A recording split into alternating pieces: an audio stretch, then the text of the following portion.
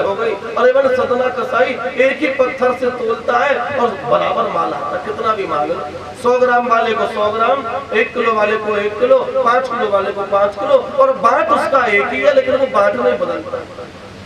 अब तो ये खबर जब चर्चा का विषय हुई तो एक पंडित जी लौट करके पंडित जी आए। पंडित ने देखा, भाई देखे तो आए, ऐसा कौन सा बांट है जो सब एक ही बांट से सब तुल रहा है। अब पंडित जी ने देखा, अरे राम ये तो शालिग्राम। पंडित जी ने कहा कसाई से, अरे शालिग्राम को हमें दो। अब कसाई बोला, हमें क्या पता ये शालिग्राम जी है, हम तो बांट समझ करके तोड़ रहे हैं। अब पंडित जी उस शालिग्राम की बटिया को अपने घर पर ले आए, उसे दूध से नवाए, दही से नवाए, पंचामृत से नवाए। पंडित जी बोले, अरे अरे अरे महाराज, आप कसाई के पड़ने में रहे, अपवित्र हो गए होंगे, पंचामृत से नवाते हैं, दूध दही से स्नान कराते हैं और सिंहासन पर रखते हैं, धूप बत्ती दिखाते हैं। अब भगवान बेचारे सूख गए, भगवान रोजाना पतले होते जा रहे हैं। पंडित जी बोले, ये क्या मामला है, यहाँ इनको दूध दही खाने को मिल रहा है, तुलसी पत्र भी रखते हैं और दीपक दिखाते हैं, और ये रोजाना कमजोर होते जा रहे हैं। भगवान पंडित जी से बोले, तेरी पूजा हमको पसंद नहीं आ रही, उसी कसाई के पटले में पहुंचाओ, यहाँ से तुम हमको लाए। भगवान पंडित जी के घर को भी छोड़ दे, उसी कसाई के पटले में पहुंच गए, क्योंकि भगवान तो निर्मल मन जन सो मोहि पावा, और मोह कपट चल चित्र न भावा। भगवान तो निर्मल मन है, जिसका निर्मल मन होता है भगवान उसके घर में प्रवेश कर जाते हैं। चाहे वो सदना कसाई हो, चाहे वो नंदा नाई हो, और चाहे वो धन्ना जाट की छोरी कर्मा हो, और चाहे वो महारानी मीरा, भगवान तो सबके लिए बराबर है। लेकिन कहीं ना कहीं हम पर ही कमी हो रही है। एक गुण ऐसा पैदा करो जिससे भगवान उस गुण पर प्रसन्न हो। भगवान ने गणका का उद्धार किया। भगवान ने सबरी को स्कूल गई थी, सबरी तो नीच जाती थी, भगवान उसके घर पर पधारे और उसके झूठे बेरों को भगवान पाए। भगवान ने झूठे बेर पाए।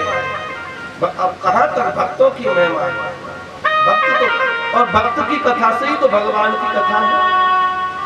भक्त नहीं होंगे तो भगवान कहां से होंगे। इतनी जोर का कीर्तन हुआ, भगवान ने सबको आशीर्वाद दिया, और आशीर्वाद देकर के भगवान वैकुंठ में विराजे। भक्ति महारानी ज्ञान वैरागी को लेकर के वृंदावन में पधारी। 88,000 ऋषियों ने सूत जी से कहा, ये कथा तो हमने सुन ली, यदि अच्छा व्यक्ति भगवान का नाम ले तो उसे भगवान मिल जाए, ये कोई बड़ी बात नहीं।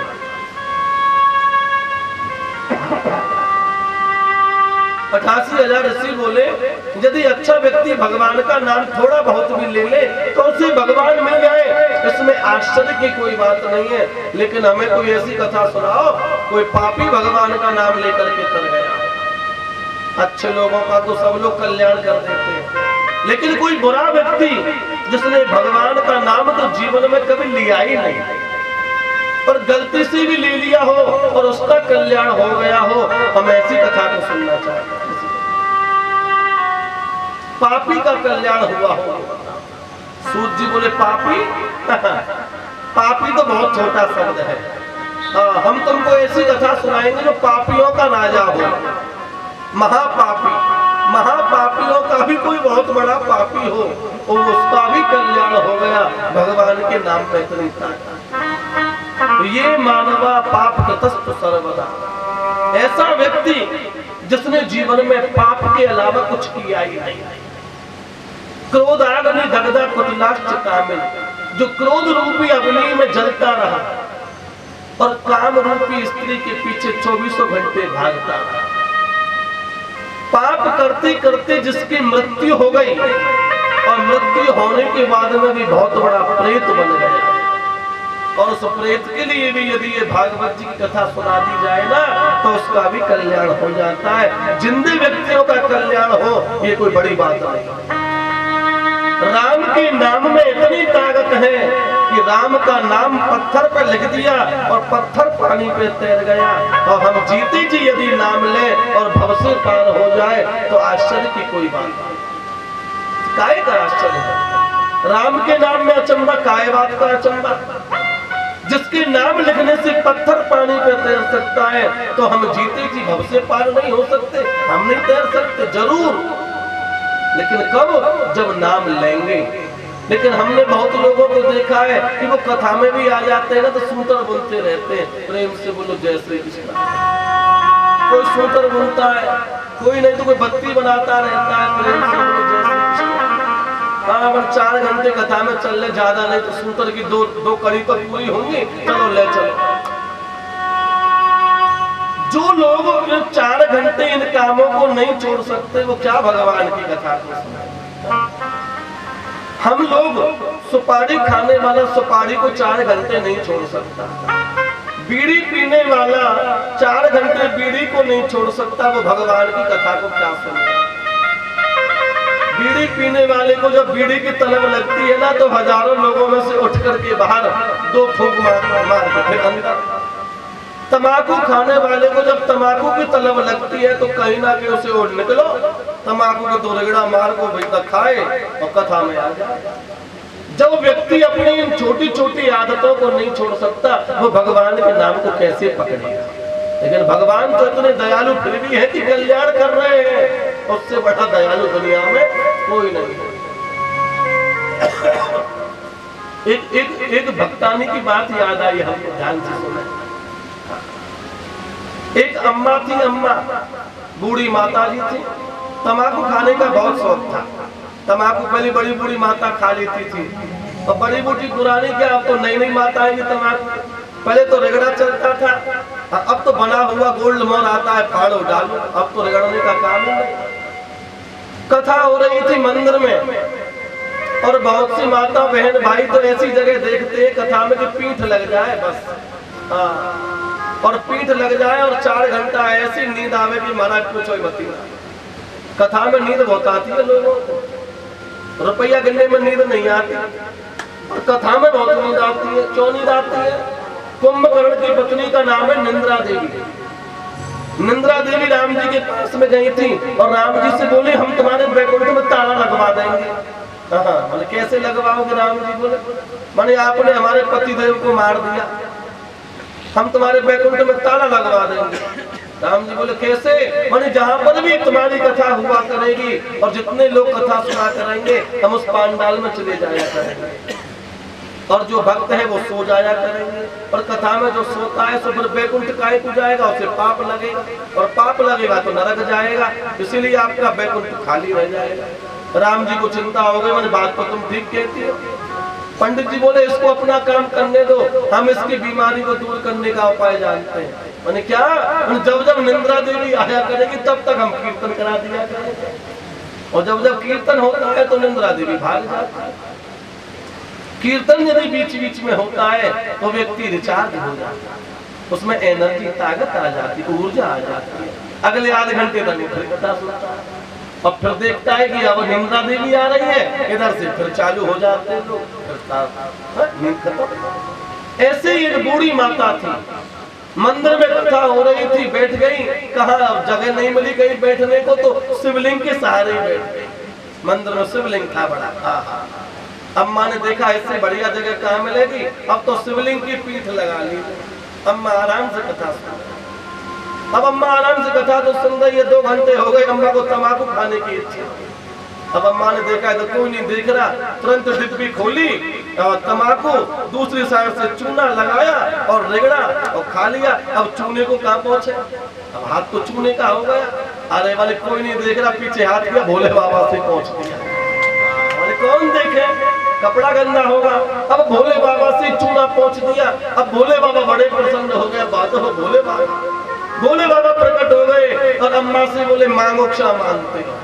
हाँ मांगो अम्मा, हम तुमसे बहुत प्रसन्न हैं। अब वो बूढ़ी माता बोली हमने तो जीवन में कोई तपस्या भी नहीं करी, बाबा तुम खाए से प्रसन्न हो गए, हमने तुमको बुलाया भी नहीं, तुम्हारा नाम भी नहीं लिया और तुम कह रहे हो तुम हमसे बहुत प्रसन्न हो, मांगो। अरे तुम प्रसन्न कैसे हुई ये तो बताओ। भोले बाबा बोले दुनिया को चूना लगाती है और तूने अम्मा हमको ही चूना लगा दिया, हम तो इसी बात से प्रसन्न हो गए। प्रेम से बोलो जय श्री कृष्ण। जय श्री।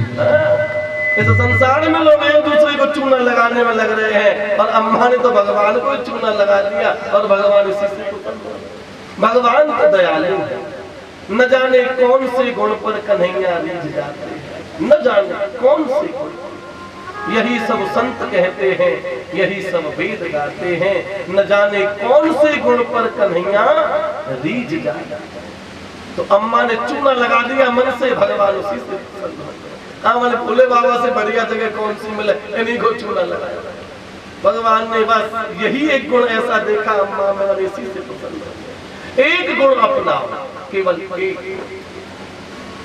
आज सूत जी महाराज ने ऋषियों से कहा कि अच्छा लोग यदि भगवान का नाम लेवे तो कल्याण हो, कोई बड़ी बात नहीं। लेकिन एक व्यक्ति जिसने जीवन में कभी भगवान का नाम नहीं लिया, 24 घंटे पाप किया, क्रोध रूपी अग्नि में जलता रहा और कामियों की तरह स्त्री के पीछे भागता रहा, अंत समय में मृत्यु को प्राप्त हो गया। पाप के प्रभाव से गति नहीं हुई, प्रेत बन गया, और उस प्रेत के लिए भी कथा हुई तो उस प्रेत का भी कल्याण हो गया। अब मैं ये उपाख्यान तुमको सुनाऊंगा, जिस कथा का नाम है गोकर्ण धंधकारी उपाख्यान। तुंगभद्रा नदी क्षेत्र एक नदी है जिसका नाम है तुंगभद्रा नाम की नदी। और तुंगभद्रा नदी के किनारे पर एक गांव बसा हुआ है जिस गांव का नाम है उत्तम नगर। और उत्तम नगर में एक पंडित जी रहते हैं जिनका नाम है आत्मदेव। और पंडित जी की जो घरवाली है उनका तो बड़ा ही सुंदर नाम है, क्या? धुंधुली देवी। नदी का नाम है तुंगभद्रा, गांव का नाम है उत्तम नगर, पंडित जी का नाम है आत्मदेव और घरवाली का नाम है धुंधुली। आत्मदेव किसको कहते हैं? जो अपनी आत्मा में ही देवता का दर्शन करे उसका नाम है आत्मा। और उत्तम नगर, हम जिस संसार में रह रहे हैं यही उत्तम नगर है। इससे अच्छा नगर कहाँ मिलेगा? उत्तम नगर। भवसागर के किनारे पर ये गांव बसा हुआ है जिसका नाम है उत्तम नगर। भवसागर को कहा गया तुंगभद्रा, उसके किनारे पर ये उत्तम नगर संसार बसा हुआ है। और संसार में हमारा ही नाम है आत्मदेव। आत्मदेव और हमारी जो बुद्धि है यही हमारी पत्नी है जिसका नाम है धुंधुली देवी। आत्मदेव पंडित जी बड़े ज्ञानी हैं, बहुत वेद वेदांतों का पाठ करने वाले हैं। अब पंडित जी का तो काम ही है हवन करना और हवन कराना, दान लेना और दान देना, वेद पढ़ना और वेद पढ़ाना, ये 6 काम सठ को लेना चाहिए। अब तो बेचारे पंडित जी सुबह स्नान ध्यान करके जजमानों के यहाँ पर चले जाते। जजमानों के किसी के यहाँ नामकरण हो रहा है, किसी के बेटी का विवाह, किसी के कुछ। पंडित जी का तो यही काम। अब तो बेचारे पंडित जी सुबह के जाते हैं और शाम को 4 बजे आते हैं। अब पीछे से घर में रह जाती है धुंधुली देवी। धुंधुली जानते हो किसको कहते हैं? एक होता है दिन, सब कुछ दिखाई पड़ता है इस प्रकार। एक होती है रात्रि, अंधेरा जिसमें कुछ दिखाई नहीं पड़ता। और एक होती है धुंध जिसमें कुछ कुछ दिखता है और कुछ कुछ नहीं दिखता। कोहरा पड़ता है ना ठंडों में तो क्या कहते हैं? धुंध पड़ रही है। जोर की आंधी आ जाती है तो वो धुंध उड़ रही है, तो उस आंधी में कुछ कुछ दिखता है, कुछ नहीं दिखता। कोहरे की घनी चादर में कुछ दिखता है, कुछ नहीं दिखता, बस यही धुंधली है। आत्मदेव पंडित जी सुबह के जाते हैं और धुंधली घर में ताला लगा देती है। अपने में कहाँ पहुंच जाती है? पड़ोसी के घर में। और पड़ोसी से कहती है, ले बहना हम तो अपने घर के काम में छोड़ के तुझे बात करवे आए और तू हमसे बतलाव उड़ा रही। अपने घर को काम छोड़ दियो और बतलावे के चक्कर में पड़ोसन को काम छुड़वा दियो। जाते कहे धुंधली, ए दारी हम तो अपने घर को ताला लगाया है तेरे पीछे, तूने बात ने पीछे ही मार ली, हमसे बतला। बस यही काम होता है धुंधली देवी का। इधर का उधर बतलाना, उधर की उधर से चुगली करना, इसकी उससे बढ़ाना, उसकी उससे कहना। जब तक पड़ोस में लड़ाई नहीं हो जाए, जब तक धुंधली की रोटी नहीं पचे। धुंधली क्या चाहती है? रोजाना किसी में झगड़ा, और जब झगड़ा होगा तो हमारा मन बड़ा प्रसन्न होगा। यही धुंधली का काम। और घड़ी को देखा, ओहो 4 बज गए, पंडित जी आ रहे होंगे। तुरंत घर पर पहुंच जाती हैं, ताला खोला और जल का लोटा लेकर के बाहर खड़ी हो जाते हैं। पंडित जी आते, आहा पंडित जी को रोजाना अपनी घरवाली दरवाजे पे ही खड़ी पाती। पंडित जी बोलते आप बड़ा प्रेम करते हो, तुमसे नहीं करें तो कौन से प्रेम करें, ले जल का लोटा ले, हाथ पैर धोले, भोजन बना। पंडित जी बड़े भोले होते हैं। प्रेम से बोलो जय श्री कृष्णा, जोर से बोलो, सत्य बात है। देखो वैश्यों में, वैश्य बहुत चालाक होता है। वैश्य माने बनिया जो लोग होते हैं, वैश्यों में वैश्य बहुत चालाक होता है। उनकी घरवाली बहुत सीधी होती है, सेठानियां बहुत सीधी होती है, और वैश्य बहुत चालाक होता है। और ब्राह्मणों में उल्टा है, ब्राह्मणों में ब्राह्मण बहुत भोले होते हैं और ब्राह्मणी बहुत चालाक होती है। प्रेम से बोलो जय श्री कृष्ण, पक्की बात है। पंडित जी भोले होते हैं और पंडितानी बहुत चालाक होती हैं, और वैश्यों में वैश्य चालाक होते हैं और उनकी घरवालियां बहुत भोली, पक्की बात है। तो धुंधुली देवी लोटा लेकर के खड़ी हो जाते हैं, लो महाराज पंडित जी आप आया, जल लीजिए। पंडित जी का मन बड़ा प्रसन्न होता है। धुंधुली घर में झाड़ू लगाती नहीं है, पोछा लगाती नहीं है, राम का नाम लेती नहीं है। पंडित जी रोज कहते हैं भगवान का नाम लिया करो। पंडितानी बोलती है तुम ही छोड़ रखे हो नाम लेने को, तुम ही ले, हाँ हमसे नाम नहीं लिया जाता। धुंधुली भगवान का नाम तो लेती नहीं। धुंधुली का तो एक ही काम है, उधर का झगड़ा उधर से करा, उसका झगड़ा उससे करा, उसकी चुगली उससे करा, उसकी चुगली उससे, यही समय बीतता जा रहा है। पंडित जी के घर में गाय बंधी हुई है, लेकिन अब देखो राम की कैसी कृपा। पंडित जी की शादी को बहुत समय हो गए, लेकिन घर में आज तक कोई संतान नहीं है। और घर में जो गाय बंधी हुई है, उस गाय ने भी किसी जीव को आज तक जन्म नहीं दिया। न जाने कौन सा कर्मों का लेख है।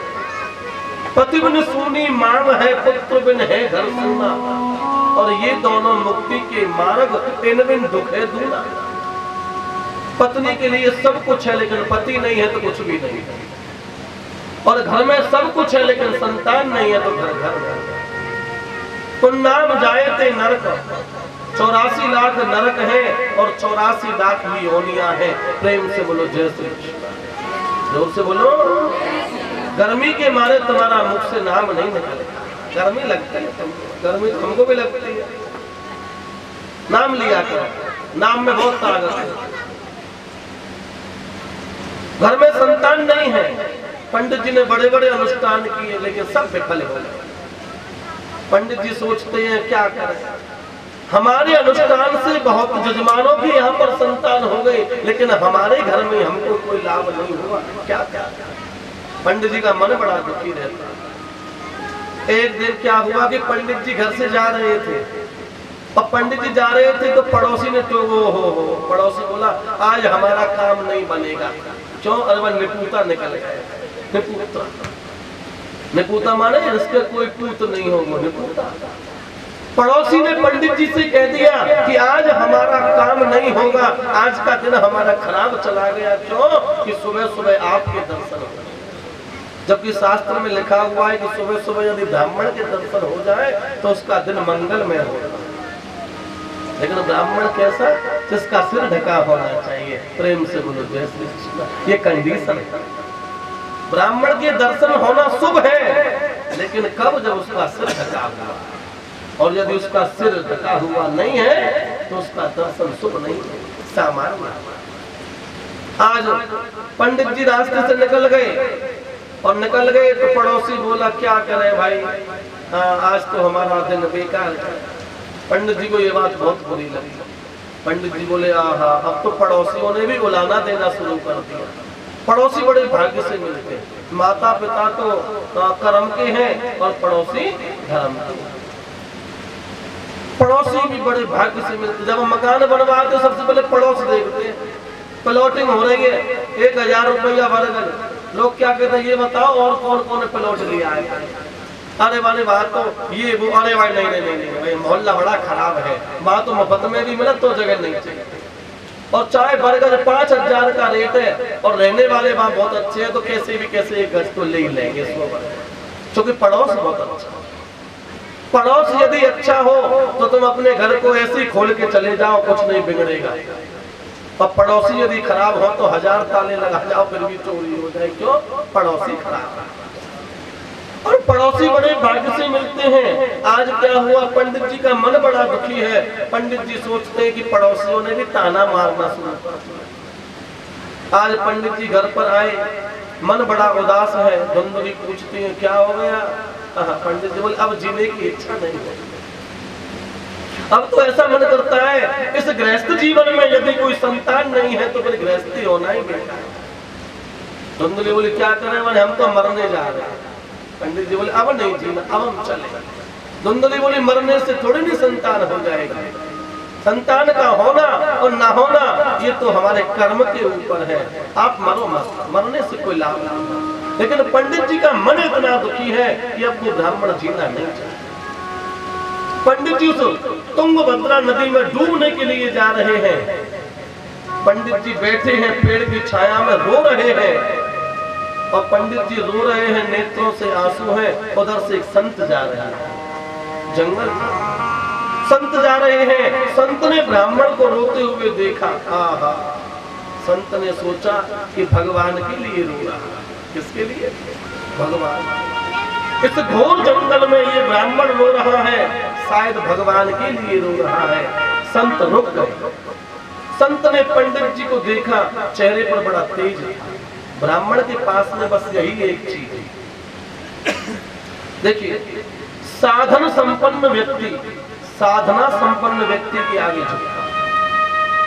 साधन संपन्न माने आपके पास में गाड़ी है, घोड़ा है, रुपया है, नौकर चाकर सब है, और पंडित जी के पास में कुछ भी नहीं है, लेकिन इतना बड़ा सेठ उस ब्राह्मण को दंडवत जरूर कर रहा है। क्यों? उसके पास में साधन है और उसके पास में साधना है। साधन संपन्न व्यक्ति साधना संपन्न व्यक्ति के आगे ब्राह्मण तब चमकता है। पैसा सेठ जी की तिजोरी में रखा रहता है और चेहरे पे चमकता है। दूर से पता चल जाती है सेठ जी है। सेठ जी के माथे पर नोट की गड्डी थोड़ी नहीं चिपक रही है, लेकिन सेठ जी के चेहरे से पता पड़ जाती है रुपया रखो तिजोरी में और चमक रहे हो लिलारी। दूर से पता चल जाता है सेठ जी। ऐसे भजन को तुम कितना भी छुपाओ, भजन कभी नहीं छिपता। भजन करो पाताल में और प्रकट होए आकाश। पहले जमाने में भजन करते थे लोग बाग गुफाओं में बैठ करके, और आकाश में इंद्र का सिंहासन हिल जाता था। भजन करो पाताल में प्रकट होए आकाश, और दावी दूरबा ना रहे और कस्तूरी की बात। कस्तूरी को कितना भी अंदर रख दो लेकिन उसकी महक बाहर जरूर आए, और दूर को कितना भी नीचे गाड़ दो वो फूट करके ऊपर जरूर आएगी। ऐसे तुम भजन को कितना भी गुप्त रखो, कहीं ना कहीं उजागर जरूर होगा। संत ब्राह्मण चलते चलते कहते जाओ कल्याण होगा, सामने वाले का इतने में ही कल्याण हो जाता है। तो लोग क्या कहते हैं, पंडित जी को चमत्कारी है, लेकिन पंडित जी कोई मदारी थोड़ेंगे तो चमत्कार दिखाएंगे। भाई चमत्कार तो मदारी दिखाता है, दम दम दम दम दम दम। हाँ भाई जमूड़े क्या है? सामने वाला हाँ उस्ताद, इसमें तो अमरूद है और सबको अमरूद दिखता, लेकिन जमूड़े को अमरूद। जमूड़ा पता है, नट मरकट नहीं व्यापी माया। नट की माया सबको पकड़ लेती है, लेकिन नट का जो जमूड़ा है उसको नहीं पकड़ती है। बस ऐसे भगवान की माया सबको पकड़ लेती है, और यदि तुमको नहीं पकड़े तो तुम जमूड़े बन जाओ। किसके जमूड़े? उस भगवान नट नागर के जमूड़े बन जाओ, यदि तुमको माया से बचना है। नहीं तो जब जमूड़ा मदारी खेल दिखाता है तो डमरू बजाता है, और डमरू ऐसा बजाता है एकदम हवाई जमूड़े जी। उस्ताद देखिए थैले में क्या है। हाँ उस्ताद इसमें तो अनार है, और सबको हजारों लोगों को अनार दिखता, लेकिन उसमें अनार है नहीं। और जमूड़े को पता है उसका मूर्ख बना रहा है लोगों को, लेकिन और लोगों को अनार दिख रहा है। क्यों? क्योंकि नट की माया से वो पकड़े हुए। केवल जमूड़ा को नट की माया नहीं लगती। ये तो नट का खेल है, और भगवान का नाम तो नटवर है।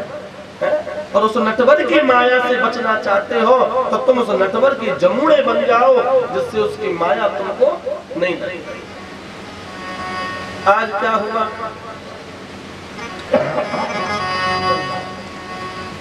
देखिए उस नटवर की माया के जमूड़े बन जाते।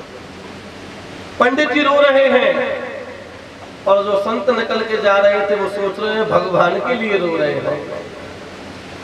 संत ने पंडित जी से पूछा, अरे देवता कुतः चिंता तो क्यों दुखी, क्यों रोदसी, क्यों रोते हो? अब संत तो पूछ रहे हैं कि शायद ये मुझसे पूछेगा कि भगवान के मिलने का रास्ता बता। अब पंडित जी बोले, क्या करें महाराज, इस संसार असार में अब मन नहीं लगता। संत बोले, मन तो किसी का भी नहीं लगता, भजन किया करो भगवान। संतों के पास तो यही बात है, भजन किया करो। पंडित जी बोले, भजन तो हम रोज करते हैं और तुम्हारे वाले जो उपदेश है ना, इनको तो दुनिया को नहीं देते हैं। संत बोले, तो क्या चाहते हो? पंडित जी ने कहा कि मैं गृहस्थी हूँ और मेरे घर में कोई संतान नहीं है और आप संत हो, आप मुझे आशीर्वाद दो कि मेरे संतान हो। संत ने कहा, हाथ दिखाओ अपना। अब पंडित जी ने अपना हाथ दिखाया संत को। संत भगवान बोले, ओहो, आपके हाथ में तो 7 जन्मों तक संतान नहीं है। कितने जन्मों तक? 7 जन्म। अब तो पंडित जी 7 गुना रोने लगे। पंडित जी बोले, अब तो मैं 1 जन्म के लिए ही रो रहा था, अब 1 गुना 7, अब मुझे 7 जन्मों तक कुछ नहीं है तो मैं 7 गुना रो। पंडित जी संत के चरणों में पटक पटक के सिर रोने लगे, सिर से रक्त बहने लगा। संत घबरा गए, मर जाओगे। हाँ, पंडित जी बोले, मरने को तो मैं जा ही रहा था, अब तुम आ गए बीच में। अब मैं मरूंगा और मेरी हत्या का पाप तुमको लगेगा। संत घबरा गया, बोले, ये क्या मामला, तुम मरोगे और तुम्हारी हत्या का पाप मुझे क्यों लगेगा? पंडित जी ने कहा, संत के रहते हुए गृहस्थ मर जाए तो इसका पाप पर संत को ही लगेगा। संत जी घबरा गए, बोले, रुको रुको रुको, मरो मत ना। संत ने अपने थैले में से एक फल निकाला और फल ब्राह्मण को दिया। बोला, ले अपने घरवाले को खिला देना, संतान हो जाएगी, आशीर्वाद। अब बताओ, संत की कृपा बढ़ी है या भगवान की कृपा बढ़ी है? भगवान ने तो लेख लिखा था कि संतान नहीं है और संत ने आशीर्वाद दे दिया, जाओ 9 महीने बाद संतान हो जाएगी। भगवान की कृपा बड़ी है, लेकिन उसकी कृपा से भी बड़ी संतों की कृपा है। आशीर्वाद दे दिया संत ने ब्राह्मण को, जाओ संतान अवश्य होगी। पंडित जी मन प्रसन्न है, आहा, प्रसन्न मन से अपने घर पर पधारे और धुंधुली को वो फल दिया। लो देवी, ये फल खा लो और तुम्हारे यहाँ संतान होगी, तुम माता बनोगी, हम पिता बनेंगे। अब तक जो संसार हमारा उजड़ा हुआ था वो सब हमारे घर में भी फूल खिले। आज जो है धुंधुली ने वो फल ले लिया। धुंधुली बोली, प्रातः होगी तो स्नान करके हम इसको खाएंगे। अब अगला दिन निकला, पंडित जी तो चले गए पूजा पाठ कराने के लिए। पंडितानी ने घर का ताला लगाया, पड़ोसन के घर पर पहुंचे। पड़ोसन से बोले, देखो देवी, हमारे पंडित जी तो बहुत भोले, एक बाबा जी बनने मूर्ख बना है, एक कोई फल दे दियो और बोला इसको खा लो, संतान हो जाएगी, क्योंकि फल खाने से संतान होती है। पड़ोसन बहुत अच्छी थी। पड़ोसन बोली, देखो संतों का आशीर्वाद कभी झूठा नहीं होता, फल खा लो। अरे फल ही तो दिया है, फल खाने में क्या बुराई है? और कहीं राम जी ने सुन ली, तुम्हारे आंगन में संतान हो गई, अरे तुम्हारा तो कल्याण हो जाएगा। अब धुंधुली बोली, तुम ठीक कहती हो देवी, लेकिन जब गर्भ में बालक आ जाता है तो डॉक्टर कहते हैं आराम करो। डॉक्टर क्या कहते हैं? आराम करो, हाँ, पलंग से नीचे मत उतरा करो। और धुंधुली बोली, हम आराम करने लग गए तो मोहल्ले में शांति हो जाएगी। हाँ, और मोहल्ले में शांति हो जाएगी, हमको पसंद नहीं है। और चलो चलो शांति भी हम लोग पसंद कर ले, लेकिन हमने सुना है, देखो सहेली, कि जब गर्भ में बालक आता है तो कभी कभी माता के प्राण तक निकल जाते हैं और कहीं जन्म के समय हमारे प्राण निकल गए तो हम नहीं मरना चाहते। हाँ, हमें नहीं चाहिए सब बालक जो हमारे प्राणों को निकाल करके ले जाए। अब वो सहेली बोली, देख देवी तेरी इच्छा है, खावे तो खा ले और ना खावे तो मत खावे। अब हमसे कहा है, फिर भी खा ले, संत का प्रसाद। ऐसी बतलाती है स्त्री। हाँ, हमने देखा है। और स्त्रियां तो बादल फाड़ के थेगरी लगा ऐसी ऐसी बात। एक जगह पर 8 माताएं बातें कर रही थी, 4-5 घंटे हो गए बातें करते करते। स्त्रियां चाहे एक हो यूपी की एक हो राजस्थान की, एक हो एमपी की, एक हो गुजरात की, चारों पांचों एक जगह बैठ गए, सब लोग सहेली है बहुत पुरानी। हाँ ना, कितने जन्मों का इनका नाता है, ऐसे बतराएंगे घुट घुट के। ऐसी 8 स्त्रियां 4 घंटे से बातें कर रही थी, बुराई भलाई एक दूसरे की। और जब देखा कि 4-5 घंटे हो गए, फिर बोले ये दारी हमें क्या मतलब करो चलो। अंत में जब 5 घंटे बातें करनी, फिर बोली दारी छोड़ हमें क्या मतलब करो। अरे जब तुम्हें मतलब ही ना पड़ो तो 5 घंटा भी काहे को मतलब लगा लो। 5 घंटे नष्ट कर दिए, अंत में बोली दारी छोड़ो हमें क्या मतलब, जब तुम्हें मतलब ही ना पड़ो तो फिर बतरा काहे को। ये स्त्रियां आज धंधुली बोली कि महाराज हमारी मृत्यु हो गई तो सहेली बोली अब तू जाने तेरा काम जाने, हमें तो अपना काम कर। चट्टो खोबे एक घर और बत्तो खोबे 2 घर। जो कुछ चट्टो चटकारी माता होंगी वो तो अपने घर बिगाड़ेंगी, जा ढकेल पे देखा, बा दुकान पे देखा, जाए खा बाय खा, अपने घर को पैसे को बर्बाद करेंगी। लेकिन जो बातूनी माता होंगी वो अपने घर का भी काम बंद और पड़ोसन का भी काम बंद। दारे हम तो बतरावे आए, चट्टो खोबे हमारे यहाँ पे कहावत है बस, चट्टो खोबे एक घर बत्तो खोबे। अब तुम्हारे यहाँ कौन सी कहावत है भाई, ये तो हमें नहीं सही है। हाँ देखिए आज क्या हुआ, धुंधुली अपने घर को आई और उन्होंने उस फल को लिया और बोले कि मुझे तो खाना नहीं है, लेकिन मैं ये देखना चाहती हूँ कि संत की वाणी में दम है या नहीं। उन्होंने वो फल गाय को खिला दिया, जिनके आंगन में जो गाय बन रही थी वो फल गाय को खिला दिया। साय को पंडित जी आए, धुंधुली से पूछा फल खाया? हाँ, धुंधुली ने झूठ बोल दिया, महाराज खा लिया। और ऐसा फल था कि जीवन में मैंने कभी नहीं लिया, बहुत मीठा। पंडित जी बड़े प्रसन्न है। पंडित जी बोले मीठा क्यों ना हो, संत का आशीर्वाद था। समय बीतता जा रहा है, पंडित जी अपने घर वाले से कहते आराम किया करा दे तो। अब 9 महीने बाद हमारे घर पर संतान होगी, आप आराम करो, धुंधुली चिंता मत करो। हाँ चिंता। पंडित जी सुबह चले जाते हैं, शाम को आते हैं, पीछे से धुंधुली यूं ही डोलती, लड़ाई झगड़ा कराती हुई, इधर की उधर करती हुई। 9 महीने का समय बीता।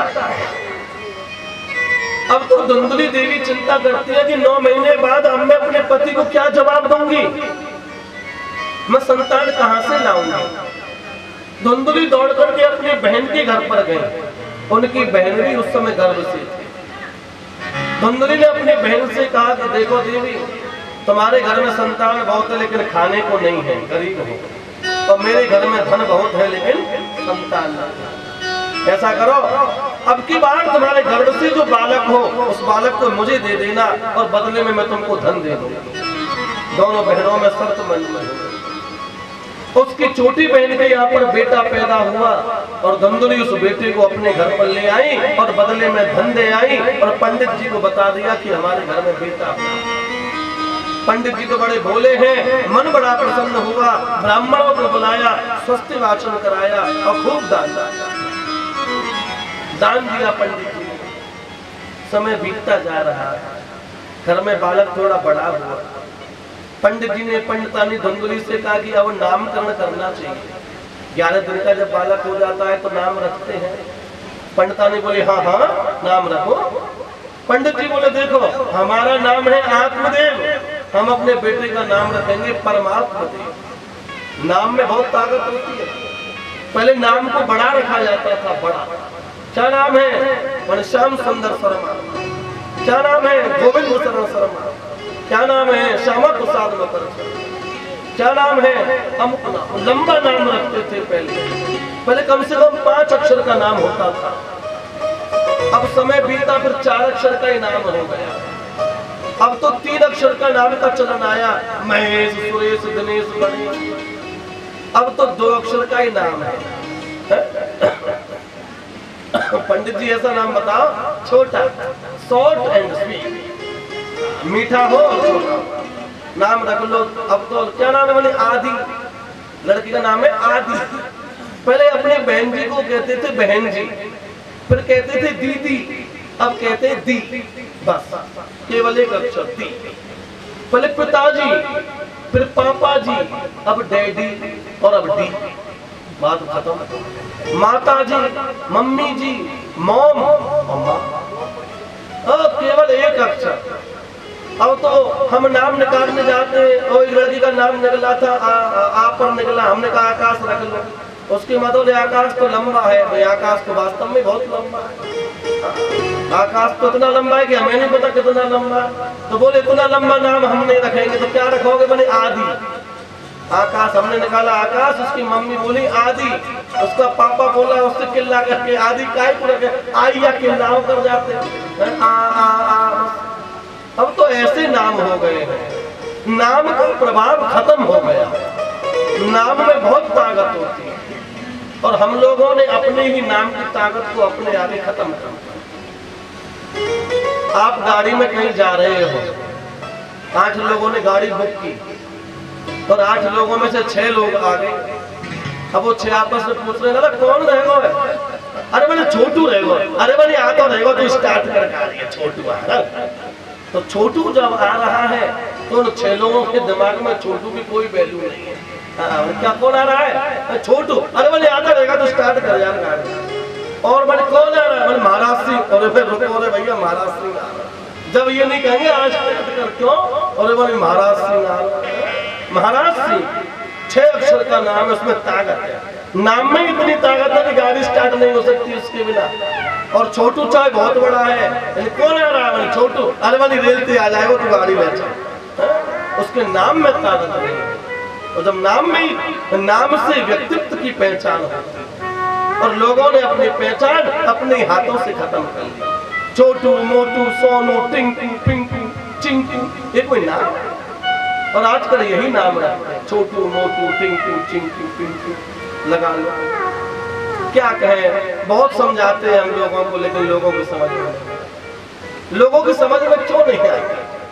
पंडित जी की कथा और घरवाली की बात जबरदस्ती सुननी पड़े, मानो चाहे मत मानो, प्रेम से बोलो जैसे है ना, पक्की बात है। हमारी एक बात में तत्व छिपा। पंडित जी की बात और घरवाली की बात जबरदस्ती सुननी पड़े, चाहे मानो मत मानो, कि पीछे को सुननी जरूर। मैं यदि 6 बजे तक कथा कहूँ तो तुम बैठ ही रहोगे। मानो चाहे मत मानो, ये पीछे को बसो, लेकिन सुनोगे जरूर। ये नहीं कहोगे जल्दी को मत करो, जल्दी सुनाते रहो।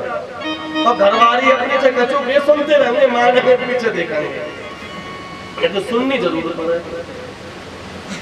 ऐसी धुंधली बोली, देखो तुम तो बहुत चालाक हो पंडित जी, तुम्हारा नाम है आत्मदेव और बेटे का नाम रख दिया परमात्मा देव। नहीं, इस बेटे को मैंने 9 महीने गर्भ में रखा, तो मेरा नाम है धुंधली और मैं अपने बेटे का नाम रखूंगी धुंधकारी। पंडित जी बोले ठीक है, जैसी तुम्हारी इच्छा। तो बेटे का नाम हो गया धुंधकारी।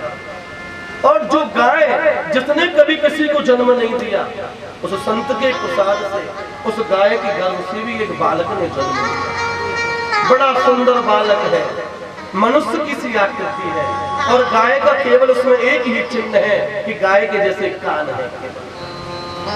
पूरा का पूरा मनुष्य का शरीर, क्योंकि संत का प्रसाद था, लेकिन गर्भ मनुष्य का नहीं था, वो गाय का था। तो जिसके गर्भ में रहा है उस गर्भ के भी तो अंश आएंगे, तो केवल कान गाय के जैसे आए, बाकी पूरा शरीर मनुष्य के जैसा था।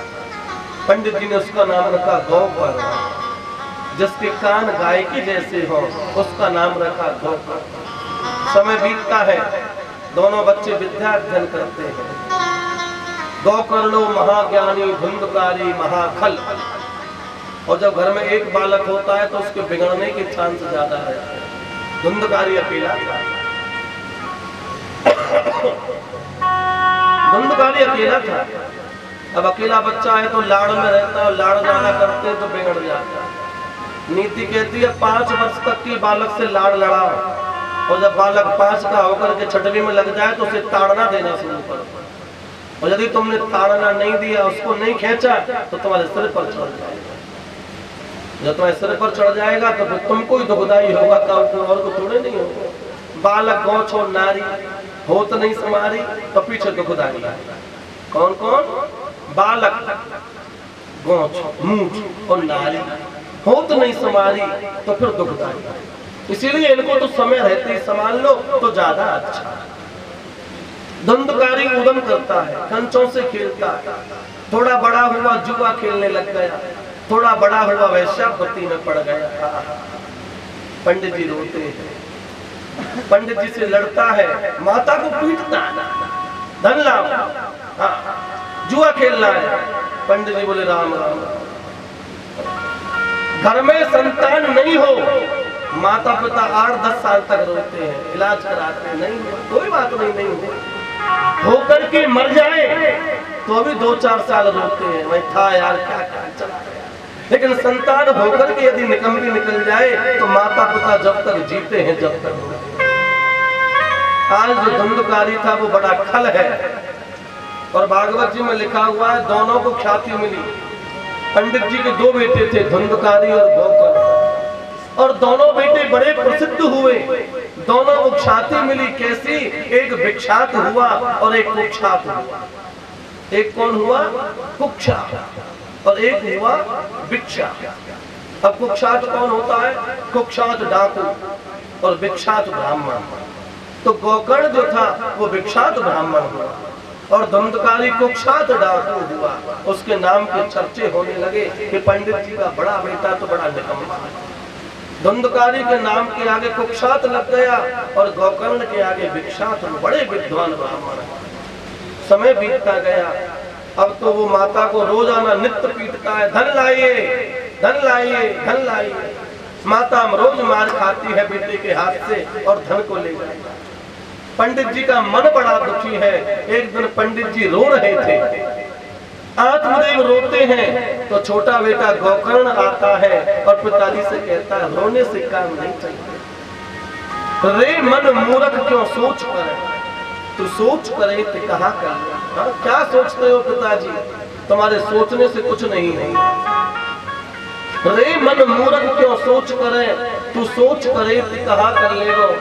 जब दांत नहीं जब दूध दियो, और दांत दिए हैं तो अन्न दो। जल में थल में पशु पक्षी में जो सबकी सुध ले वो तुम्हारी लेगो। रे मन मूर्ख क्यों सोच करे, तू सोच करे। पिताजी रोने से कुछ काम नहीं होता। अस्थि मांस देह रुद्र, हमारा जो शरीर है ना ये हाड़ मांस का पुतला है, इसके अंदर मलमूत्र गंदगी भरी हुई है। पिताजी इस देह के बंधनों को छोड़ दीजिए। ये धुंधकारी आपका बेटा है, ये कौन किसका है? कोई किसी का नहीं है पिताजी। इस बेटे के चक्कर में आप दुखी होते हो, अपने भजन को छोड़ते हो, बेकार है। आप इस धन को भी साथ नहीं ले जाएंगे, आप तन को भी साथ नहीं ले जाएंगे, आपका किया हुआ कर्म ही आपके साथ जाएगा। बंधु वो पत्नी मकान तक रुक जाती है, जब किसी की मृत्यु हो जाती है तो उसकी घरवाली कहाँ तक रुक जाती है? मकान की देरी को नहीं छोड़ती। पत्नी मकान तक और बंधु बांधव शमशान तक साथ। और पुत्र अग्निदान तक, बेटा एक काम ज्यादा करता, बस अग्नि लगा दिया।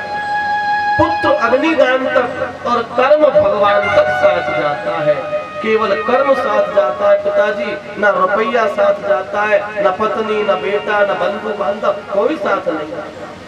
और व्यक्ति का जब अच्छा समय चलता है तो सब लोग आगे आगे नाचते हैं। ये बड़ा सोचने वाला विषय। देखो इस समाज की हर चीज हमसे कुछ ना कुछ कहती है, लेकिन हम समझ नहीं पाते, हम उसका अनुभव नहीं ले पाते। आपको एक बात बताएं, आप किसी की शादी को देखना, शादी तो तुमने बहुत देखी होगी, बाजा बजता है, दूल्हा घोड़ी पर बैठ करके जाता है, तो जिसका अच्छा समय होता है उसके आगे दुनिया नाचती है, उसके आगे नाचती है। दूल्हा जब जाता है तो दूल्हा सबसे पीछे रहता है, सबसे पीछे, और सब उसके आगे आगे रहते हैं, क्योंकि अच्छा समय चल रहा है दूल्हे का। वो भगवान नारायण का स्वरूप है, और अच्छे समय वाले के आगे दुनिया नाच रही है। और जब किसी की मृत्यु हो जाती है तो उसी को आगे कर देते हैं, सब लोग उसके पीछे हो जाते हैं। बुरे समय में सब पीछे और अच्छे समय में सब आगे। ये तुम्हारे सामने उदाहरण है, रोजाना देखते हो, लेकिन फिर भी नहीं समझ पाए। अच्छे समय में दुनिया आगे नाचती है और बुरे समय में जिसका बुरा समय उसे ही आगे कर देते हैं। तो ये आगे जा भैया, हमें तो पीछे तो इधर लगे, सबसे लास्ट में जाओ। और कहूँ सारे ही हमें लगो तो और देखिए मरना और जीना तो राम जी के हाथ में है। अब तो लोग बाग शमशान में जाकर के भी गिल्ला करते, अरे खामा खामे इसको भी आज ही मरना था, क्या कहते अरे जाओ आज ही मरना, अरे तो जाके कोई हाथ में हो आज ही मरना, आज मरना, ये तो राम जी के हाथ में था, आज मर गया सो मर गया, इसमें क्या करें। लेकिन जो लोग उस शमशान में आते हैं वो भी अरे इसको भी आज ही मरना था यार, हाँ आज तो हमारी छुट्टी थी और इसने हमारी छुट्टी की भी छुट्टी कर दी, हम तो अपनी छुट्टी में 4 काम करते, इसने हमारी छुट्टी भी छुट्टी कर दी, यहाँ आ गए हैं क्या लगा लो। शमशान में जाकर मरने वाले को भी नहीं छोड़ते, इसको भी आज ही मरना था, आज कल मर जाता, अरे इसके हाथ में होता तो ये कभी नहीं मरता है? ये कल मर जाता। एक कहता है अरे मैंने हमारी छुट्टी की छुट्टी कर दी, परसों मर जाता, अरे बड़े शाम को मर जाता तो दुकान के 4 काम तो कर लेते, सुबह सुबह ही मर गया, दुकान भी बंद करनी पड़ गई, क्या कोई किसी का नहीं। मरने वाले के बाद में मरने वाले को भी नहीं छोड़ते, उसके लिए भी 20 बातें बना कर तैयार कर देते। ये संसारी लोग हैं, ये मायावी लोग हैं, इनसे जितना बचा जाए उतना ही अच्छा है। प्रेम से बोलो जय श्री कृष्ण, जोर से बोलो, ये जोर से बोलो, तुमसे बार बार कहना पड़ेगा। आज क्या हुआ, आज गोकर्ण जी महाराज अपने पिताजी को समझा रहे हैं, पिताजी कोई किसी का नहीं है, क्यों रोते हो, रोने धोने से कोई काम नहीं चलेगा। गोकर्ण जी बोले ऐसा करो पिताजी, कभी एकांत कमरे में बैठ करके सोचना, क्या ये शरीर मेरा है? नहीं, ये शरीर हमारा नहीं है, ये आंखें हमारी हैं, यदि आंखें हमारी होती तो इन पर चश्मा क्यों लग जाता, ये कान हमारे होते तो ये सुनना क्यों बंद कर देते हैं, ये आंखें हमारी होती तो देखना क्यों बंद कर देते, ये पैर हमारे होते तो चलना क्यों बंद कर देते, ये कमर हमारी होती तो झुक क्यों जाती है। अर्थात इस शरीर का कोई भी अंग हमारा नहीं है, ये शरीर हमारा नहीं है। नहीं है दूर वो दिन जब तेरा कामद झुका हो, कामद माने कमर, नहीं है दूर वो दिन जब तेरा कामद झुका होगा, सहारे के लिए हाथों में मोटा असा डंडा, शरारत कर रही होगी तेरे कानों की सरगोशी। जब बाबा बुढ़ा हो जाता है ना तो उसके कानों में हवाई हवा गूंजती है, शब्द नहीं जाता, शरारत कर रही होगी तेरे कानों की सरगोशी, और दहन दन्ना से खाली मुंह तेरा बीरा पड़ा होगा, 32 में से एक भी नहीं रहेगा, वीरान हो जाता, दहन दन्ना से खाली मुंह तेरा बीरा पड़ा होगा, जरा सी देर चलने में ये टांगे कांपती होंगी, जरा सी देर तू बैठने में हाँफता, दुकान से घर जाने में 20 जगह बाबा बैठता, 4 लोगों को सहारा लेकर के दुकान पहुंचता, रिक्शे से आता, रिक्शे से जाता, ये सबके साथ में होना है। गोकर्ण जी पिताजी से कहते हैं पिताजी एकांत कमरे में बैठ जाओ और फिर सोचो कि कौन किसका, कोई किसी का नहीं है, ये सब माया के बंधन है।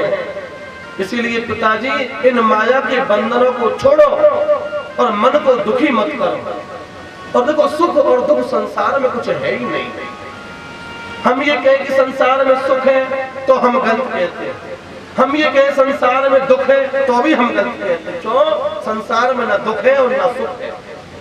हमारा मन जिसे दुखी मान ले वो दुख है, और हमारा मन जिसे सुख मान ले वो सुख। ये सब मन का खेल है, मन के हारे हार है, मन के जीते जीत, और मन ही मिलावत राम सो, और मन ही करत भजीत, और यह वो गति है अटपटी जो झटपट लखे न कोई, और जब मन की खटपट मिटे तो झटपट दर्शन मन का। आपके मन ने जिसको दुखी मान लिया तुम्हारा मन दुखी हो गया, आपके मन ने जिसे सुखी मान लिया तुम्हारा मन सुखी हो गया। ना तो इस संसार में सुख है और ना इस संसार में दुख है, तुम्हारे मानने में ही सब कुछ है। इसीलिए पिताजी सबको छोड़ दो और भगवान को भजो, जिससे तुम्हारा कल्याण हो। आज गोकर्ण जी अपने पिता को उपदेश देते हैं, और आत्मदेव ने गोकर्ण को नमस्कार किया, बेटा आज तुमने मेरी आंखें खोली। जिस बेटे के पीछे मैं इतना दुखी हो रहा था, ये बेटा भी मुझे नहीं चाहिए, ये धन भी नहीं चाहिए, ये धुंधली भी मुझे नहीं चाहिए, सत्संग से आंखें खुल जाए। 2 मिनट का सत्संग जीवन संवार दे। 2 मिनट। गोकर्ण जी ने सत्संग किया था, उसके पिता आत्मदेव ने सत्संग किया था। आत्मदेव ने सत्संग किया, सो वन को जाकर के भगवान का भजन किया। उनकी घरवाली धुंधली ने सत्संग नहीं किया, तो उन्होंने कुएं में जाकर के आत्महत्या किया। जो सत्संग करता है वो कभी आत्महत्या नहीं कर सकता, जो सत्संग को सुनता है वो जीवन में बुरा नहीं कर सकता। आत्महत्या की किसने? धुंधली ने। पंडित जी तो खूब भजन करते हैं, और जो धुंधली है वो धुंधकारी उनको पीटता है। अब धुंधकारी पीटता है, एक दिन उनकी धुंधली से नहीं रहा गया, कुएं में जाकर के आत्महत्या कर दी। माने भाड़ में जाए ऐसा बेटा हमें नहीं चाहिए।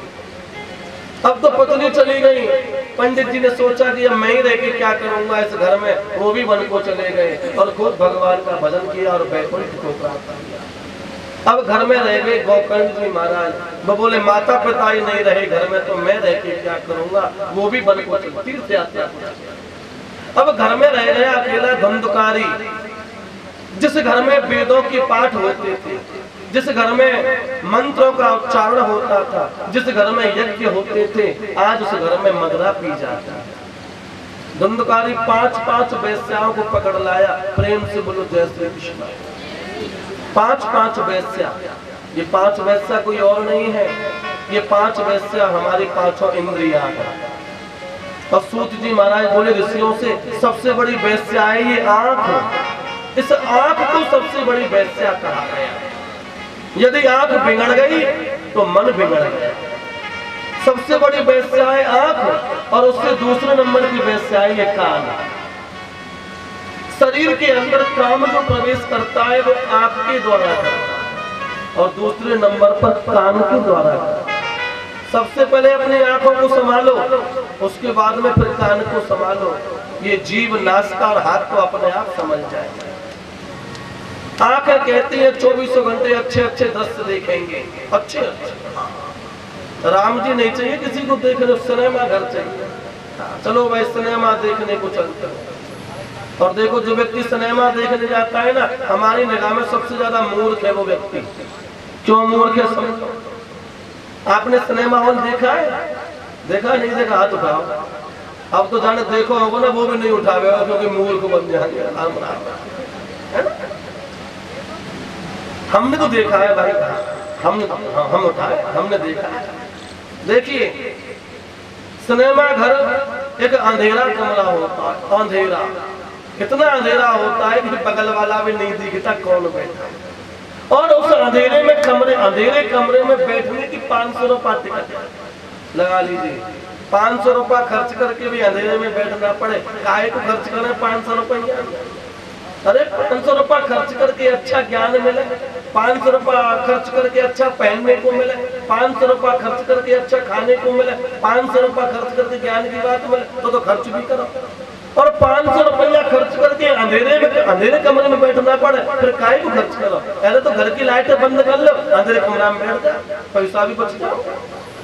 वो होता है सिनेमा घर।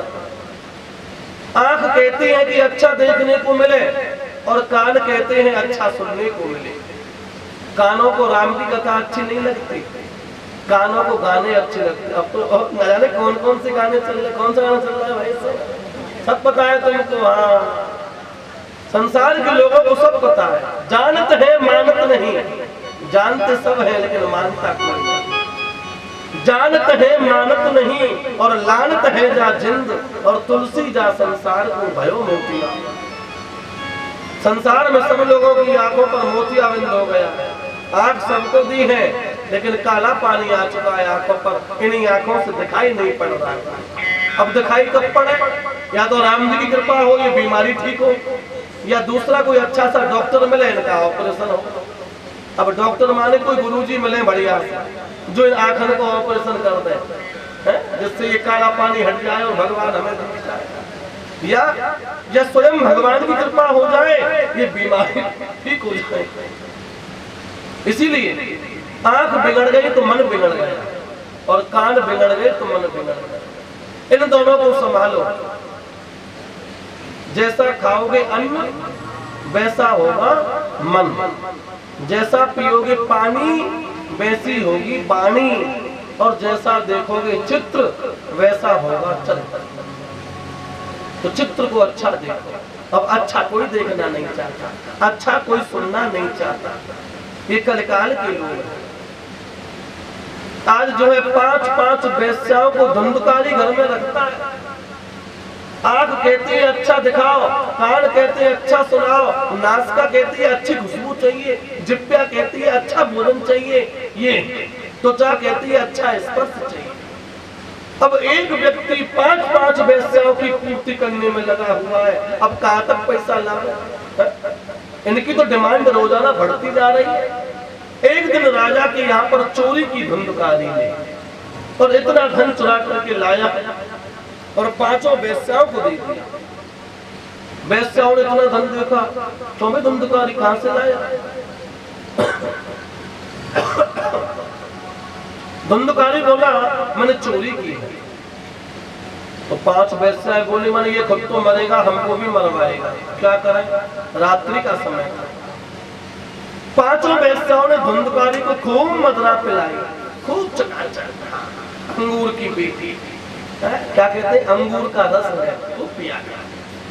खूब मदरा पान की धुंधकारी ने, और जब वो धुंधकारी नशे में हो गया और मत, तो 5 वेश्याओं ने उसे खाट से बांध दिया और उसके मुंह में जलते हुए आंच कोयले भर दिए, जलते हुए अंगार भर दिए, और तड़प तड़प करके वो धुंधकारी मर गया। अब वो 5 वेश्या बोले ये तो मर गया, क्या करे? तो 5 वेश्याओं ने उसी हवेली में गड्ढा खोदा और धुंधकारी को वहीं पर दफना दिया, और धन को लेकर के वेश्या चली गई, क्योंकि ये वेश्या किसी की नहीं है। ये जो इंद्रियां हैं ये किसी की नहीं है। ये आंख भी तुम्हारी नहीं है, ये कान भी तुम्हारी नहीं है, ये जीभ भी तुम्हारी नहीं है, ये नासिका भी तुम्हारी नहीं है, ये त्वचा भी तुम्हारी नहीं है। तुम इनके लिए अच्छा अच्छा लाते रहोगे तो ये सब खुशी रहेंगे, और तुम इनके लिए अच्छा नहीं लाओगे तो ये सब तुमको गालियां देंगे। तो ये 5-5 वेश्या किसी की नहीं, और एक वेश्या के चक्कर में व्यक्ति मारा जाता है। एक इंद्रिय के अधीन होकर के व्यक्ति मारा जाता है, और यहाँ तो हम 5-5 के अधीन हैं। हमारी कौन सी दुर्गति होगी? सूत जी महाराज ऋषियों से कहते हैं देखो एक होता है हिरण, हिरण को तुम सब जानते होंगे, ध्यान से सुनना। हिरण, हिरण को जब शिकार खेलने के लिए शिकारी जाता है तो हिरण को संगीत बहुत अच्छा लगता है, गाना, और शिकारी गाना गाता है और इतनी मीठी तान छेड़ता है कि हिरण ये भूल जाता है कि ये मुझे पकड़ लेगा। हिरण बगल में चलता है, शिकारी गाना गाता है, क्योंकि हिरण के कानों को गाना बड़ा अच्छा लगता है, और मौका देखकर के शिकारी हिरण को मार देता है और मार करके ले जाता है। तो केवल एक इंद्रिय के कारण हिरण की मृत्यु हो गई, एक इंद्रिय के कारण। हाथी को जब वो हाथी वाले पकड़ने आते हैं तो जानते हो क्या करते हैं? एक बहुत बड़ा गड्ढा खोदते हैं, बहुत बड़ा गड्ढा गोल, और उसके ऊपर घास फूस बांस रख देते हैं, और घास फूस की हथनी बना करके उसके ऊपर रख देते हैं, नकली हथनी खड़ी कर देते हैं। हाथी को स्पर्श बहुत अच्छा लगता। अब हाथी देखता है कि हथनी खड़ी हुई है, लेकिन उसको ये नहीं पता कि ये घास फूस की है और नीचे गड्ढा है।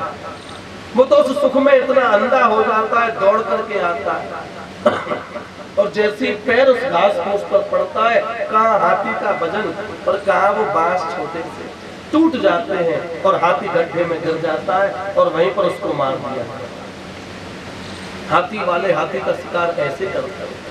तो केवल स्पर्श सुख के कारण हाथी की मृत्यु हो जाती है। तीसरा सुख है जीव का, जीव का सुख है। ऐसे मछली को तुम सबने देखा होगा, और मछली को पकड़ने के लिए जब मछुआरे जाते हैं तो जो कांटा होता है उसको बंसी कहते हैं, उस बंसी में मांस का टुकड़ा लगा देते हैं, चिलुआ लगा देते हैं, और उसको फेंक देते हैं पानी में, और मछली जीव के स्वाद के कारण उस मांस को खाने के लिए आती है, और जैसे ही खाती है वो कांटा फंस जाता है। उस जीव के स्वाद के कारण मछली की मृत्यु हो जाती है, केवल एक इंद्रिय के अधीन होकर। लेकिन हम तो 5-5 इंद्रिय के अधीन हैं, हमारी मृत्यु बुरी तरीके से हो, तो इसमें सोचने वाली बात है। एक इंद्रिय के अधीन होकर के व्यक्ति मारा जाता है तो 5 इंद्रियों के अधीन रहने वाले की क्या दशा होगी? मरना पड़ेगा, गारंटी से मरना पड़ेगा। धुंधकारी की मृत्यु हो गई। धुंधकारी बहुत बड़ा